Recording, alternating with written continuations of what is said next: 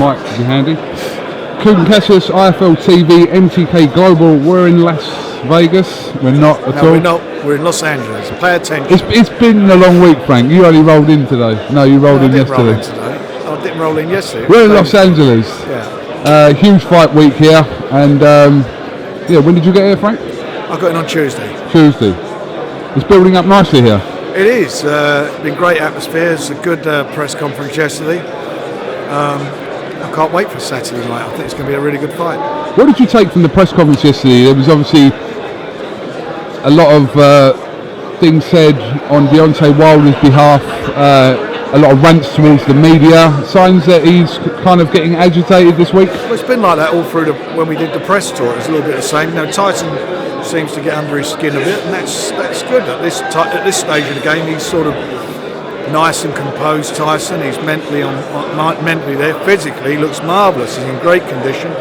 You think yesterday was 3 years to the date that he fought Klitschko, and you think that he's more or less the same weight. That tells you something, how much hard work he's put into this. I think we're in a position where we've got a really good fight, and I think Tyson's in a really, really good place. For months, you were the first one that said that this fight was always on, and obviously we're 2 days away from the fight now, and so anyone that did doubt that previously... You didn't doubt it, did you? No, as soon as you told me it was on, Frank, it was on. I know, but there are some people, it's not, people didn't want it to be on, because it shows up the game, doesn't it? It shows up, here's Deontay Wilder and Tyson Fury getting on. Two guys who are not frightened to step in the ring against each other, instead of recycling. Does a win over Wilder top that night in Klitschko for you? I think so. And that was phenomenal what he did, to go in the other guy's backyard, 54,000 people, home crowd, and went and done a job. This fight for him is, when you think of the trials and tribulations that he's been through, the problems he's had, the 2.5 years out of the ring, you think about, it hit rock bottom as far as his life was concerned. He was feeling suicidal. It's a miracle where he is now. He's like a world champion in doing where he's got to at this moment.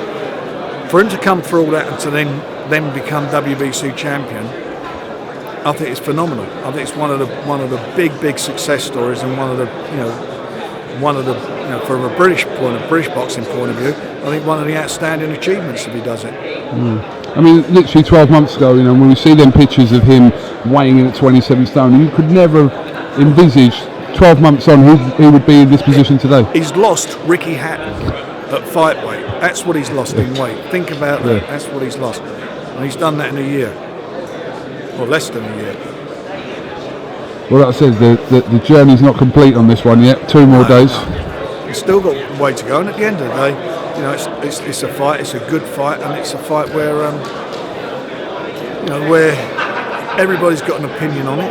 It's a great, it's 2 totally different styles. It's a guy who can punch in Wilder. He's stopped 39 of his 40 opponents. He's very fast. Him and Tyson, I think, are similar in speed. He's not got a bad jab. His jab's got a little bit better. And then you've got a guy who's an exponent of the art of boxing, of hitting and not being hit, who's got tremendous reflexes, can fight southpaw or orthodox. He's a switch hitter. He can punch. I think he's stopped 19 of his 27 opponents. He's not got miles on the clock. I mean, when you think about it, when he was in action, up until he's 2.5 years out, he only had 7 fights in 5 years. So he's not somebody who's had to crap beat out of him in any fight. He's a fresh guy. So I'm hoping and I believe that he will do the business on Saturday. Frank, can you make any comment on whether there is a 2-way rematch clause in this or not? You can't make no comment. It's a great fight, and I'm quite sure we'd like to see it again, wouldn't we? It's just a question if it's a 2-way one. We know obviously if Wilder was to lose, then there would be one. It's just obviously a lot of speculation whether if it was the reverse, what exactly happens. But well, we're not bad at what we do, so we've negotiated a good deal. We'll see what happens after the fight. This will be BT's second pay-per-view event. What kind of numbers would you be happy with, Frank, and BT be happy with? As many as we can get. We want to do well. They've thrown a kitchen sink at this. It's had great exposure. It's had a lot of press. It's had BT have really got behind it. They've spent a lot of money on marketing the event. There's a great public awareness of the event being on. So I'm hoping we're going to do some good numbers. But until we do a show involving a British boxer, we don't know yet, do we? But I'm quite sure it'll do well.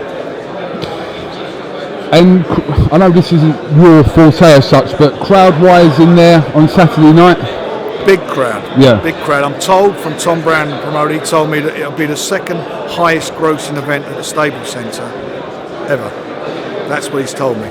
He's the local promoter, so that's where we're at. The tickets have gone well, and I think we'll have a good crowd there. I know certain people don't like to hear that. I mean, I'd worry about the 1,800 people who were in. Where was it you went the other week? What was that show? Was it Kansas. Kansas. Worry about those and worry about how many There people. was a bit more than that in there, I think, won't. Frank. Go and listen to what the commission said. But you think about at the end of the day how many people are at those shows. You should worry about that. Don't worry about our shows. Internet rumours doing the rounds this morning about Anthony Yarde saying that he's not on the bill. I know for a fact he is on the bill, and I just want you to kind of confirm that to me now. You shouldn't have to. He's on the bill. He'll weigh in tomorrow, and he's fighting Israel Duffer. That's who he's fighting.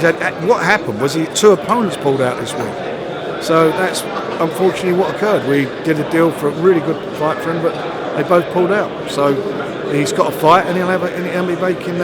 He's defending his title on the show on the undercard. He'll be defending his title? Yep, on the undercard. Okay. And then when are you looking to get him back out again, Frank? New Year. New Year? Yeah. Okay. New Year. Yeah, it's December the 1st. I'm not going to get him a job on Boxing Day. No, he's fighting in New Year. Have you ever thought about doing that? Putting a show on Boxing Day? No. Full steam ahead for your 22nd show, Frank. Yeah, Card's looking very, very good. Yeah, it's going well. We've got a great fight on there, great undercard, some seriously good fights, quality matches.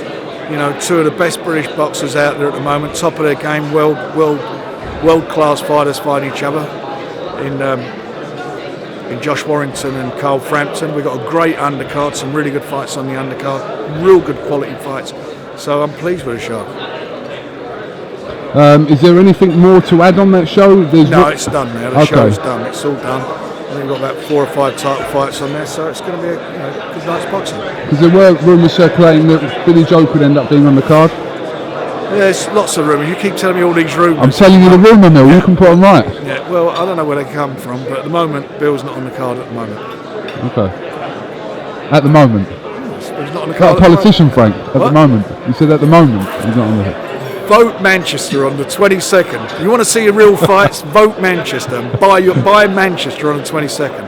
It's my political party broadcast. Can I throw in another rumour? Go on, throw There's another rumour that the Gal Newbank were potentially at one point going to be on this card as well. These rumours, schmoomers. Who cares? No, we've got a great card. And we're really pleased with it. No, absolutely. And Nathan Gorman in a great test. The Williams and Heffron fight's a great fight, and Conlon and Cunningham. Fantastic fight. Yeah. You know, real good quality matches. You know, that's what a pay-per-view show is all about. Quality fights, fights that the fans get value out of, and on paper, every one of those fights on that 22nd are all great fights. The same as a show on Saturday. Our pay-per-view on Saturday. It's a great fight, a great match. 2 undefeated champions, WBC champion, 40-0, 39 wins, the lineal champion, the man who beat the man, Tyson Fury. This is what it's all about. That's what proper pay-per-view shows are about. And I know you've spoken about this to death, Frank, but the situation on the 22nd is just not ideal for boxing in general, is it? It's stupid, isn't it? I mean, you know, who gains from that? It's just a ridiculous scenario, but it's not of our doing. You know, we announced our date, as you well know, a long time ago. Go and ask our opposition why they're doing it. Stupid. It's beyond stupid. And the boxers don't benefit from it. Don't matter what anyone says. The audience will be split. And it doesn't. If just say, I'm using an example. If they're just 500,000 fans. If 250 watch one and 250 watch the other, because people can't afford to buy both, so both shows have lost out. Whereas that would me. If he'd announced the 22nd, I'd have been going on another day. I would never have disrespected the fans and done that in a million years. I heard you categorically ruled out the prospect of Gorman and Dubois fighting at this stage, Frank? No, not happening. Won't happen. No, not at this stage. Too soon. Why would I want to fight? You've got the chairman of the British Boxing Board of Control here. Why did you order this fight, Charlie? Why did? We're talking about Gorman and Dubois. It's stupid of the board to do that. I've got to say it. Why is it? Why would you Why wouldn't you pick the phone up to me and say, "Do you want to make the fight?" This fight's just not going to happen at this stage of the game. Those two guys, when they fight, will fight for big money it'll be a big show in front of 25,000, 30,000 people. Any comment on that, Charlie? Yeah, I'm here to see Tyson Fury challenge to Deontay Wilder. We're going down the pub afterwards. Which is going to be a great fight. You know, two great heavyweights, both at the top. One has had a bit of a layoff, but once you learn how to ride a bike, you can get right back on. As long as he gets in shape and he's mentally focused on the fight, he's got a good chance. So now you know why they made Nathan Gorman and... Obviously no comment on that, Charlie. Come on, I'm playing. Come on. No comment on that. He's the politician. That was a political answer. It's good. Very political answer. Yeah, Frank, obviously leading into, you've got a show on the 15th, headlined by Daniel Dubois in Essex. But leading into 2019, I believe there's nothing in January. You're going to be moving into February. February and March. Yeah. February and March, got a couple of big shows we're putting together. Okay. Anything else you'd like to add? Or? No, not really. I just hope everybody tunes into the fight. You know, the fight's worth watching, and I hope we see some history on Saturday. It'd be great.